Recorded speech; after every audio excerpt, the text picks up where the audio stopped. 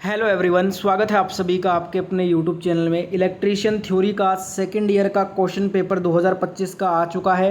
तो 50 MCQ question है, जल्दी से रट लो सारे क्वेश्चन। पूरा का पूरा पेपर में यहाँ से क्वेश्चन आने वाला है। जिनका भी एग्ज़ाम इलेक्ट्रीशियन का सेकंड ईयर का 28 जुलाई से लेकर 20 अगस्त के बीच में है ना, वो सारे जने ये 50 क्वेश्चन रट कर जाना, क्योंकि पूरा पेपर इसमें से आएगा। तो चलिए स्टार्ट करते हैं। वीडियो पूरा लास्ट तक वीडियो देखना। पूरे के पूरे 50 MCQ आप याद कर लेना अगर आपको अच्छे नंबर से पास होना है ITI second year electrician exam में। तो बिना स्किप किए हुए एक भी क्वेश्चन पूरा वीडियो देखिएगा। पहला क्वेश्चन है, ऑयल फील्ड एवं गैस प्रेशर केबल किस क्षमता तक बनाए जाते हैं? तो इसका आंसर हो जाएगा ये 66 से 132 kV की क्षमता तक बनाए जाते हैं। सी नंबर ऑप्शन यहाँ पे राइट आंसर हो जाएगा। पूरा का पूरा सेकेंड ईयर का CBT पेपर यही आने वाला है, इसलिए रट लो सारे क्वेश्चन, एक भी क्वेश्चन छोड़ना मत। दूसरा क्वेश्चन है, आर्मरिंग की सुरक्षा के लिए उसके ऊपर चढ़ने वाली परत क्या कहलाती है? इसको सर्विंग कहते हैं। क्या कहते हैं? सर्विंग। डी नंबर ऑप्शन यहाँ पे राइट आंसर हो जाएगा। फटाफट से आंसर आप नोट डाउन करते रहिए, टाइम बहुत ही कम बचा है एग्जाम में, इसलिए फटाफट से आंसर बताऊंगा आपको। तीसरा क्वेश्चन है, छोटे घरेलू इलेक्ट्रिक पावर जनरेटर्स की सामान्यतः क्षमता लगभग कितनी होती है? तो ये 1 kVA होती है। कितनी होती है? 1 kVA। सी नंबर ऑप्शन यहाँ पे हमारा राइट आंसर हो जाएगा इस क्वेश्चन में। अगला क्वेश्चन देखिएगा, पवन ऊर्जा को वैद्युत ऊर्जा में केवल तभी परिवर्तित किया जा सकता है जब वायु का प्रवाह टरबाइन के ब्लेड्स के विपरीत हो और ब्लेड्स एक ही अक्ष पर घूर्णन करे। ये दोनों ही सही हैं, यहाँ पे राइट आंसर हो जाएगा सी नंबर ऑप्शन ए व बी दोनों। नेक्स्ट यहाँ पे क्वेश्चन देखिएगा दोस्तों। क्वेश्चन है, पृथ्वी के संपूर्ण क्षेत्रफल पर सौर किरणें एक समान नहीं होती, क्योंकि समय के साथ पृथ्वी का अपना स्थान बदलने के कारण जो है पृथ्वी के संपूर्ण क्षेत्रफल पर सौर किरणें एक समान नहीं होती हैं। C number option right answer हो जाएगा। इस साल का जो आपका सेकंड ईयर का CBT एग्ज़ाम पूछा जाएगा इलेक्ट्रीशियन थ्योरी का, वो यही पेपर आएगा। तो सारे के सारे प्रश्न आप याद कर लो, अच्छे नंबर से पास हो जाओगे सेकंड ईयर इलेक्ट्रीशियन एग्ज़ाम में। क्वेश्चन है, सिरोपरी ट्रांसमिशन लाइन में धारिता के प्रभाव को नगण्य किया जा सकता है जब लाइन की लंबाई 80 किलोमीटर से कम हो। तो यहाँ पे राइट आंसर हो जाएगा ऑप्शन नंबर डी, 80 किलोमीटर से कम। अगला क्वेश्चन देखते हैं। क्वेश्चन है, JFET किस मोड में संचालित किया जा सकता है? तो ये केवल संतृप्त मोड में संचालित किया जा सकता है। सी नंबर ऑप्शन यहाँ पे राइट हो जाएगा। अगला क्वेश्चन है, गलत संयोजन के कारण किसी मोटर के पंप की घूर्णन दिशा विपरीत हो गई है, उसमें निम्न में से कौन सा दोष उत्पन्न हो गया है? उसमें पंप से पानी नहीं आना, ये दोष उत्पन्न हुआ है। तो यहाँ पे बी नंबर ऑप्शन हमारा राइट आंसर हो जाएगा। आप साथ साथ में सारे ऑप्शन पढ़ते रहिएगा, मेरे पास टाइम कम है, ज़्यादा से ज़्यादा वीडियो बनाना है, एग्ज़ाम पास में है, इसलिए मैं डायरेक्ट आपको आंसर बता रहा हूँ। आप सारे ऑप्शन को ध्यान से देखिएगा। क्वेश्चन नंबर 9 है, घरेलू कार्यों में फूड मिक्सर के लिए प्रयुक्त विद्युत मोटर सामान्यतः कौन सी होती है? यूनिवर्सल मोटर होती है। कौन सी होती है? यूनिवर्सल मोटर होती है। ठीक है, right answer option number A हो जाएगा इस क्वेश्चन का। अगला क्वेश्चन देखिएगा, आप किसी पंप की मरम्मत कर रहे हैं जो पानी बहुत कम खींचता है, इसका कारण क्या है? प्रणोदक क्षतिग्रस्त है। प्रणोदक क्षतिग्रस्त है, यहाँ पे बी नंबर ऑप्शन राइट हो जाएगा, इसलिए वो पानी बहुत कम खींचता है। सारे के सारे क्वेश्चन जो हैं वो नीमी पैटर्न पर हैं और आपका एग्ज़ाम नीमी लैंग्वेज पे आता है, इसलिए सारे क्वेश्चन मैं नीमी लैंग्वेज के लेकर आया हूँ।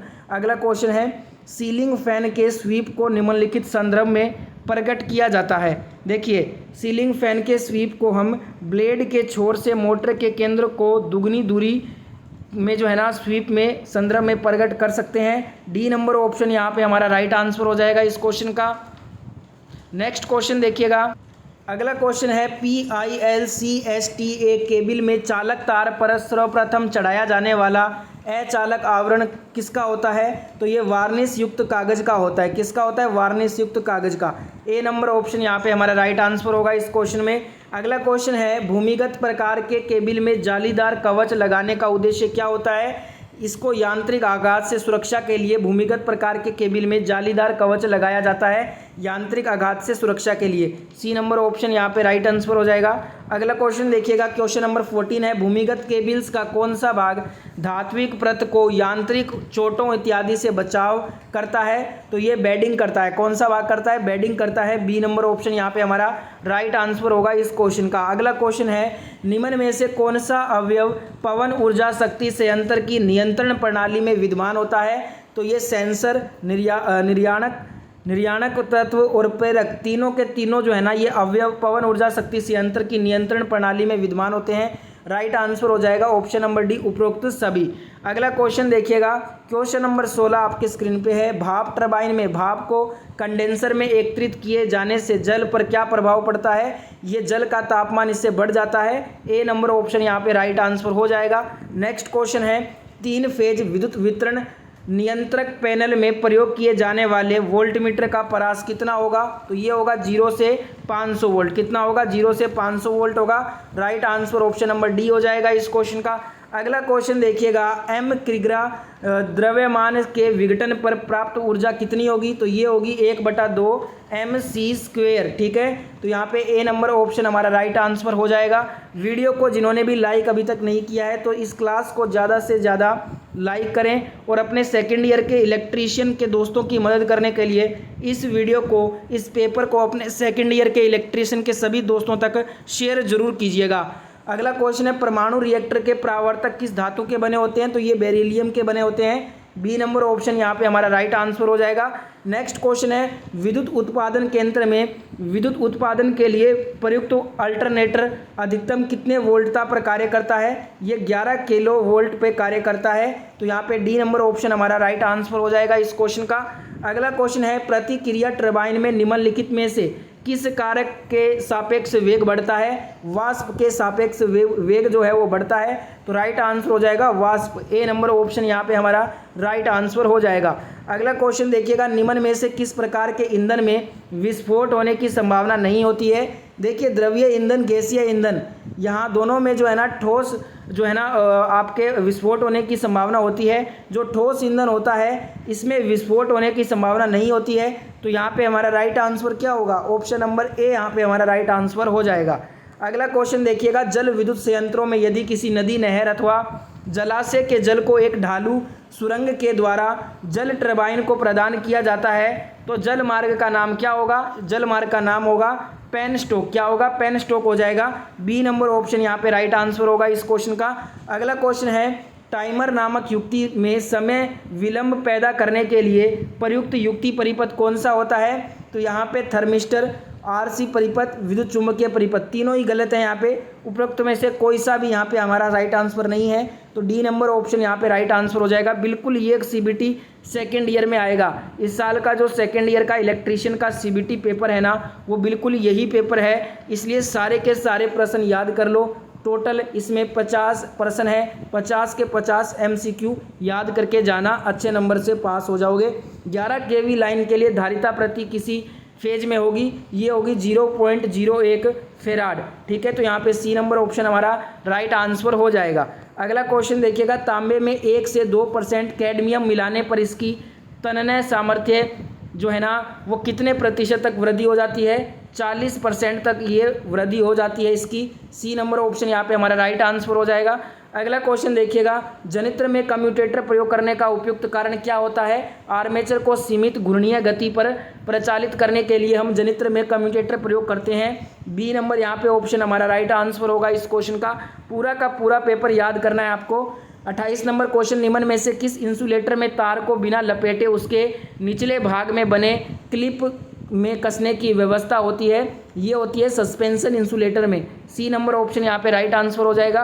अगला क्वेश्चन देखिएगा, ट्रांसमिशन लाइन का सर्ज प्रतिरोध लगभग कितना होता है? तो ये लगभग 50 ओम होता है। कितना होता है? 50 ओम होता है। ए नंबर ऑप्शन यहाँ पे हमारा राइट आंसर होगा इस क्वेश्चन का। अगला क्वेश्चन है, IGBT की धारा वहन क्षमता कितनी होती है? ये होती है 10 से 50 एम्पियर होती है। ठीक है, तो यहाँ पे सी नंबर ऑप्शन राइट हो जाएगा।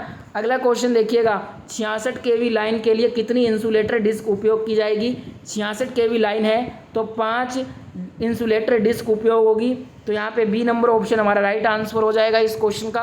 अगला क्वेश्चन है, DC ड्राइव मुख्यतः किस युक्ति का उपयोग करते हैं? तो डीसी ड्राइव में मुख्यतः हम थायरिस्टर का उपयोग करते हैं, थायरिस्टर का। तो यहाँ पे सी नंबर ऑप्शन हमारा राइट आंसर होगा।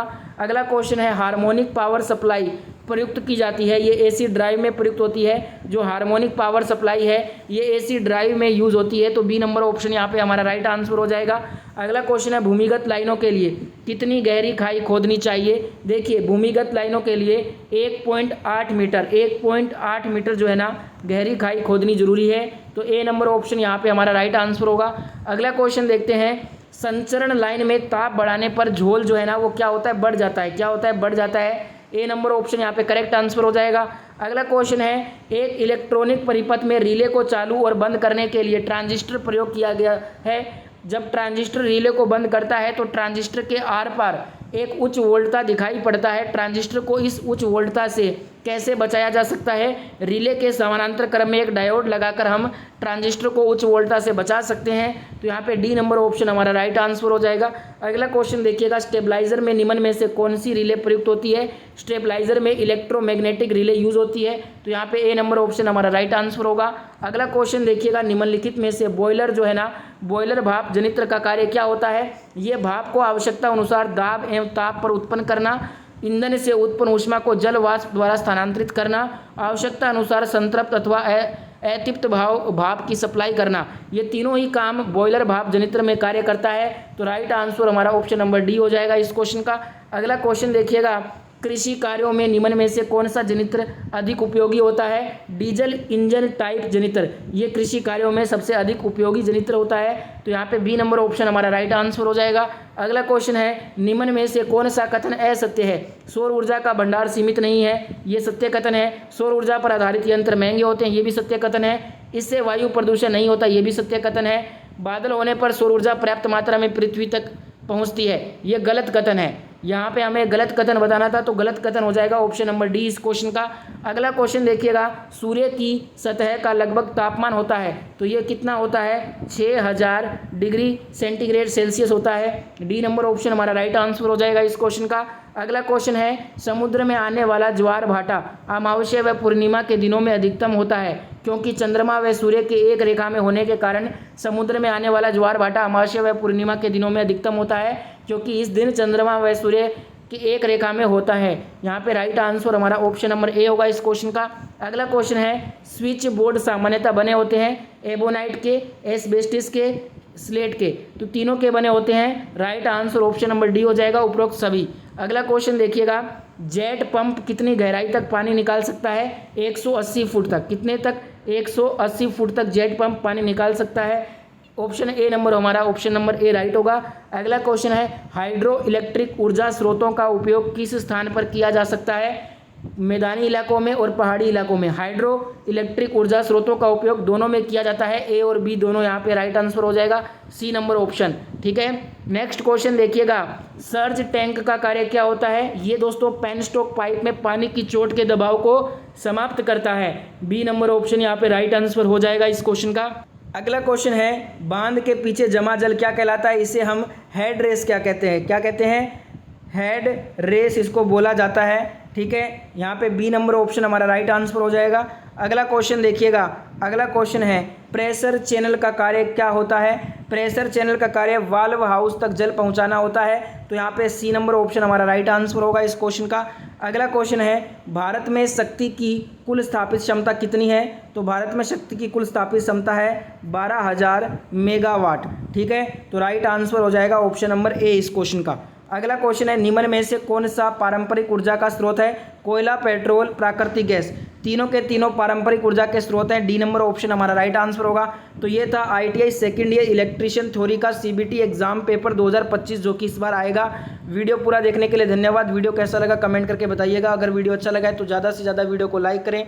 अपने सभी दोस्तों तक वीडियो को पहुँचाने के लिए शेयर जरूर करना। ऐसे ही रोजाना वीडियो देखने के लिए आप इस चैनल को सब्सक्राइब करके पास वाले नोटिफिकेशन को ऑन कर लीजिएगा। मैं मिलता हूँ नेक्स्ट वीडियो में, तब तक के लिए जय हिंद, वंदे मातरम।